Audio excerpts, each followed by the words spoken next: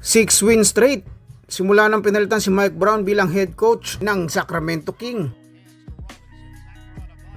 At kitang-kita naman po natin kung paano gamitin si Samantha Sabonis ng kanyang bagong head coach. Sa kakatapos nga lang na laban nila laban sa Boston ay nagtala ito ng 28 rebounds, 23 points at may kasama pang 3 assists. At sobrang nga nitong pinahirapan ang big man ng Boston na si Kristaps Porzingis, na halos hindi nakaporma at nakakuha ng rebound sa kanya at talagang kinakain niya sa loob ng pinta itong si Kristaps Porzingis. Sa ngayon po ay meron na po silang 6 winning straight sa Western Conference at ngayon sila po ang pinakamahabang winning straight. At malaking tulong dyan ang bago nilang head coach na si Doug Collins. Sa panalo ng Sacramento Kings ay tabla na sila ng Golden State Warrior na 19 wins at 19 losses.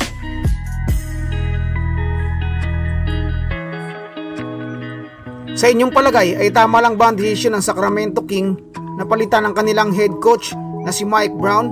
Maraming salamat po sa panonood ng aking video. Huwag niyo pong kalimutan mag-like, mag-subscribe at i-hit ang notification bell for more update. Maraming salamat po.